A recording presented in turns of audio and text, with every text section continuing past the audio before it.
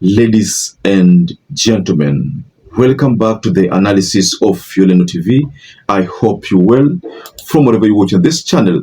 Now, let me quickly take you into this growing debate between the differences that is emerging between Gachagua and NDINDI. Couple of weeks ago, Gachagua-Nyoro surfaced and delivered a statement. RUTO must go! RUTO must go! And according to Gachagua-Nyoro, he labeled NDINDI as a spy, someone who is out there to spy. Lawyer Gachagua-Nyoro back then described NDINDI as someone who has been deployed in the opposition to spy on them, but then return results back to William Ruto. Now, there are so many strategies that I'm assuming Gachagua-Nyoro was telling the truth, but I don't know that I should say that it was telling the truth, because I was waiting to hear what Gachagua was going to say about that. But thanks God, Gachagua confirmed the same allegations that amemwambia vijana wengine hapa watagereza ka wheelbarrow, watu wajifiche hapo, wanajifanya hawataki Kasongo, lakini ni watu ya Kasongo na ni wheelbarrow ya Kasongo. Mtakubali watu ya Murang'a? Ndio msaliti aende asiende? Kasongo aende asiende? So we're just going to get through the details of this division already being seen, because it is not the first time that we are seeing differences emerging between Gachagua and NDINDI.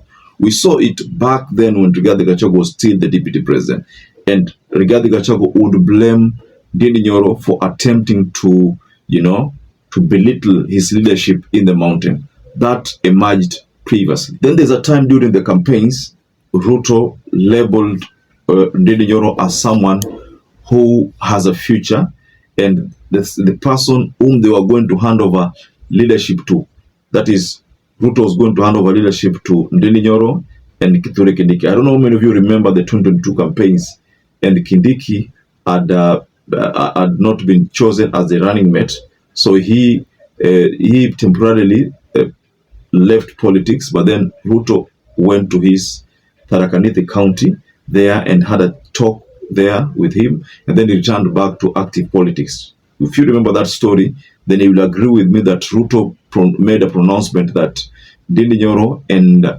Kindiki would inherit the leadership from them once him and Rigathi have completed their term. So if Rigathi has come out clear and said that NDINDI is a project, there is a very strong reason why he could have said so. So in this analysis, I'd like us to go into the possible reasons why Gachagua could have made that statement. But first and foremost, ladies and gentlemen, allow me to appreciate you for the support you've given this channel. If you wish to support us, just like this video and subscribe to our channel if you're not subscribed before. Once again, thank you so much. One of the possible reasons why, where I believe Gachagua could be thinking that NDINDI is a project is one, because NDINDI has refused to join DCP, whereas Gachagua considers DCP as the mother party in Mount Kenya. The second reason is that NDINDI wants to form his own party, but doesn't want to join Jubilee or any other party. He wants to form his own party. The big question is why? Because we have Jubilee, we have Chama cha Kazi for the Moses Kuria, we have DCP. Why can't he just join these formations? He is creating another party. So there's a very strong reason why NDINDI is creating another party. And let me take you through that reason. One of the reasons here, because assuming Gachagua is telling the truth, is that if he successfully creates a party, and of course we know that the people where he represents will most likely board NDINDI's party. If amemwambia vijana wengine hapa watagereza ka wheelbarrow, watu wajifiche hapo, wanajifanya hawataki Kasongo, lakini ni watu ya Kasongo na ni wheelbarrow ya Kasongo. Mtakubali watu ya Murang'a? So to cut the long story short, ladies and gentlemen, it's either it's true that William Ruto has deployed people on the ground to split the Mount Kenya votes. Like for the first person, I suspect is Moses Kuria. Now, for the case of Moses Kuria, we don't even have to debate about it. It is out there that Moses Kuria is aiming at splitting the Mount Kenya votes. But for the case of NDINDI, I can't really confirm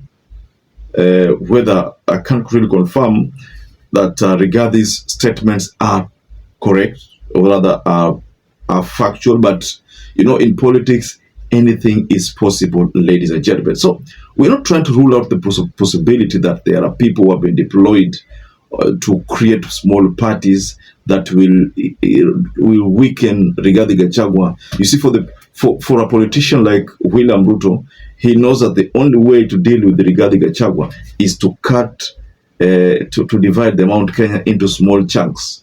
There are people for NDINDI, there are people for Moses Kuria, there are people for, you know, small parties, so that at the end of the day, Rigathi Gachagua cannot boast. That's why you find that there was a statement that came from Ruku when he referred to Rigathi Gachagua as a king without army. So that he was trying to refer to Rigathi Gachagua's move of withdrawing from the Mbeere North race. You remember that move that Rigathi Gachagua deployed, the move to withdraw from that race, so that votes don't end up being split.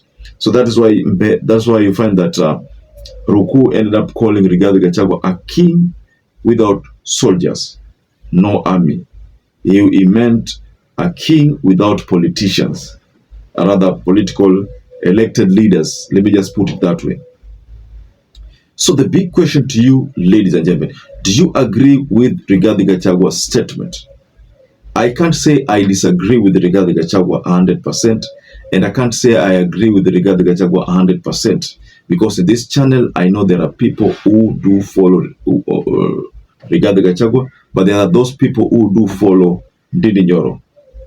So anything is possible in politics.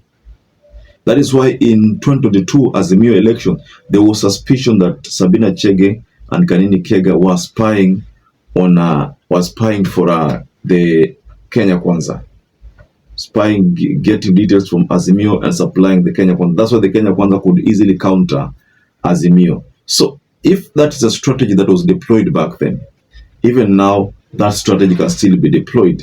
Maybe these people who claim to be fighting William Ruto are not fighting him at the end of the day. What they are doing is that just playing politics.